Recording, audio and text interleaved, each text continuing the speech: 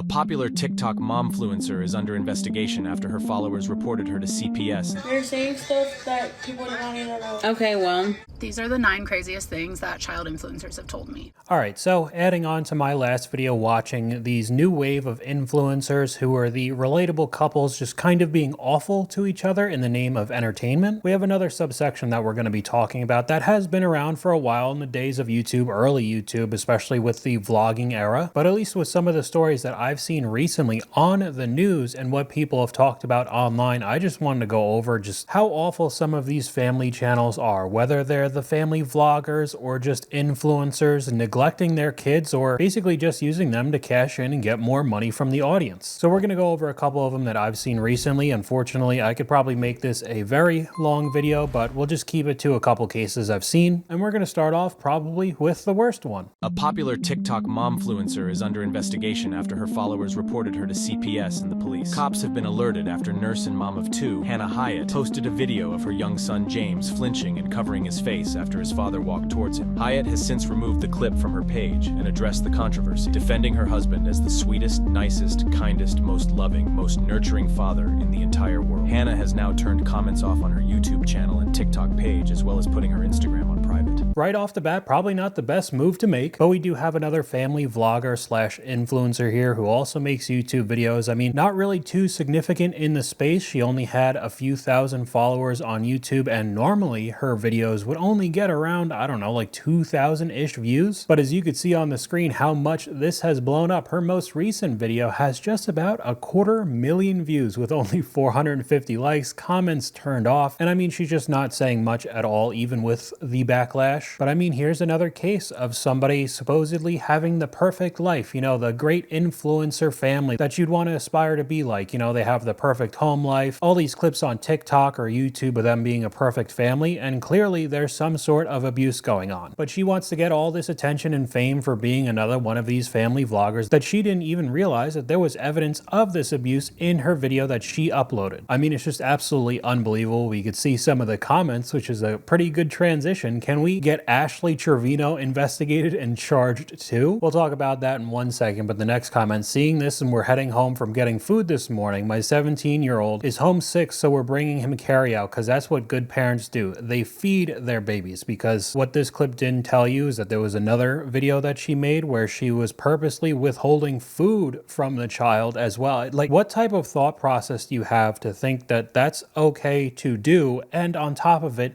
make a video talking about that as if it's just something all parents do? It's just a complete disconnect with reality just for a little bit of online attention. Another comment, Ashley Trevino is your next thing, TikTok. So that goes on to our next bad parent, this person named Ash Trevino. From what I've gathered, this is somebody who goes on live and flirts with technically legal guys around the 18, 19-year-old when she's almost 40. I also heard that she's in a whole network where she only really dates inmates.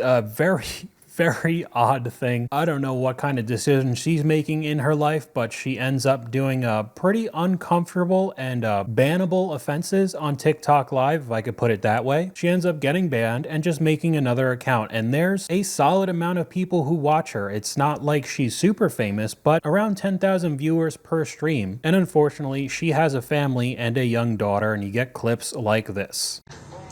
I've already seen his beepee, and he's already seen my Nunu. Okay? You need to get off later.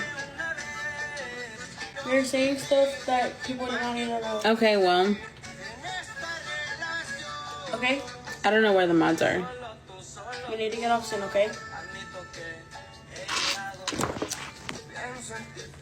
And then she ends up muting to have an argument with her daughter. It is honestly a roles reversal, like a mom who is yelling at her son who just sits and plays video games all day, like, you know, you got to get off soon, you got to go to bed. That's literally what's happening right now with a child talking to her mother. I mean, how embarrassing is this?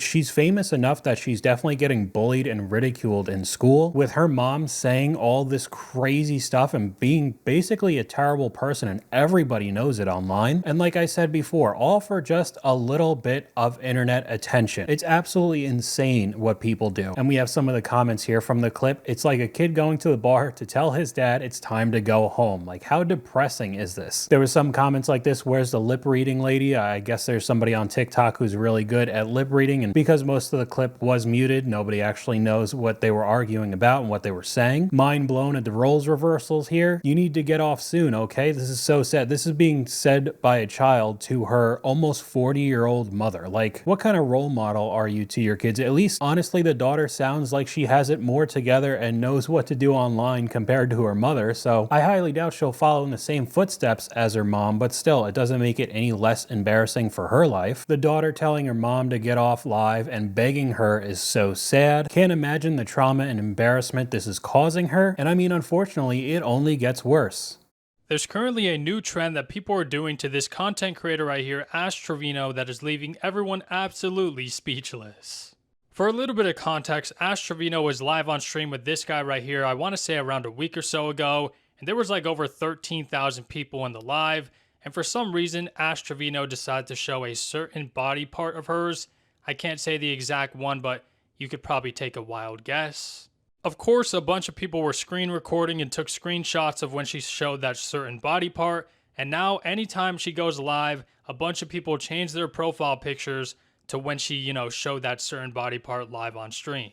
I honestly wonder how Ash Trevino feels about this, because it literally happens in every single one of her lives now. Like, this person changed their profile picture and then just started donating like 1 cent, so their name pops up including the profile picture, and then everyone in this live sees that picture once again. So this is definitely a very interesting trend, to say the least. So because she did this, and now you have to deal with the internet that never forgets, her and her family will basically see this for the rest of their lives. And that includes her daughter, who definitely saw what happened online, and now the ridicule and harassment by countless users who will just now change their profile picture, or like they said, donate a penny so you see it on the screen in front of everybody. This kind of stuff just doesn't stop. I don't know if you ever saw the woman who ended up getting fired from Cracker Barrel. I don't even know how many years ago, but it was an older couple where the husband put up a Facebook post of like his wife working there, I think for more than a decade, and she just got fired out of nowhere,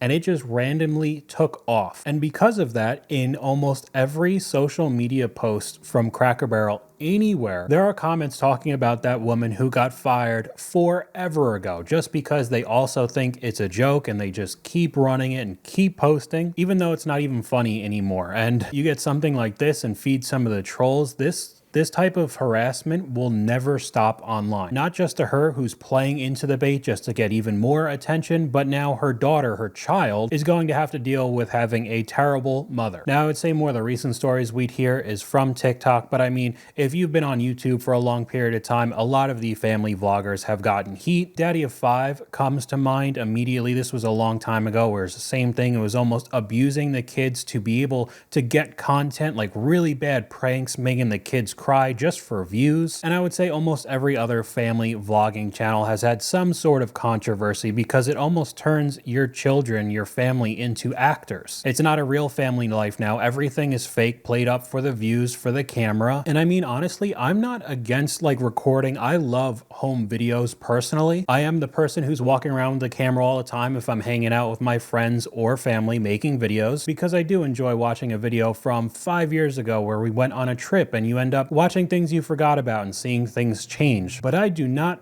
post any of that kind of stuff online. It is basically just for my friends and family. But with the way social media has gone, everything needs to be monetizable. Your entire family, your whole life needs to be out in the open, in the public, and people are just becoming degenerates because it gets the clicks and it gets the views and a little bit more money. So I mean, we could check out just some of the examples of what these child influencers have had to go through. These are the 9 craziest things that child influencers have told me. I'm Fortessa, I'm a journalist, let's get into it. Claire, who first went viral as a toddler and who is part of a family that has over 1 billion views on YouTube, said that her dad once said to her, "I may be your dad, but I'm also your boss." I asked Claire what she would tell her parents if she could tell them anything, and she says nothing they do now will take back the years of work I had to put in.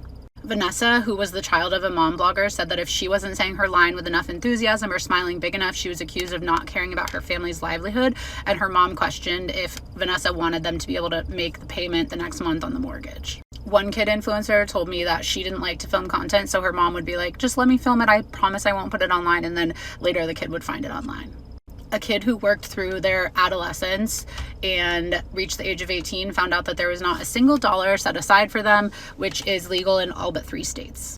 Number 7, Vanessa's first menstrual cycle was turned into sponsored content for a sanitary pad company. She said it was so mortifying that she wanted to crawl into a hole and never come out. I asked one content kid what their mom posted online, and they said it would be easier to tell you what my mom didn't post. And finally, Sherry Frankie, the daughter of former YouTube family vlogger and convicted child abuser Ruby Frankie, said to the Utah legislature that the camera never stops and there's no break from filming and there's no such thing as a moral or ethical family vlogger. So with certain aspects of the internet and social media being positive, where it's much easier in quotations because it's not actually that simple, but to break out as a music artist, you don't have to be signed to a label and know all these different people and then they'll promote your music if you get lucky enough. If you genuinely have a really good song or a really good album, you could promote it yourself through TikTok, YouTube videos, putting it up on Spotify yourself, and possibly make a living. You can make the exact same argument with YouTubers instead of just being celebrities and actors and having to have the perfect look and who you know and what you know. With all of that mess of Hollywood, it does make it a bit easier to carve out your own path with an online presence. But with that also comes all the terrible aspects, and everybody wants to be famous and wants attention, wants money, wants likes and views, and some will do almost anything to achieve that. And that in turn makes their family, their children, actors in their videos, and just completely disregarding their family's feelings for just a few more clicks. So that's all I have for you guys today. Let me know what you guys think in the comments down below. YouTube thinks you'll like this video popping up on screen right now, but hopefully you guys enjoyed this video. If you did, please leave a like, and I'll talk to you guys later.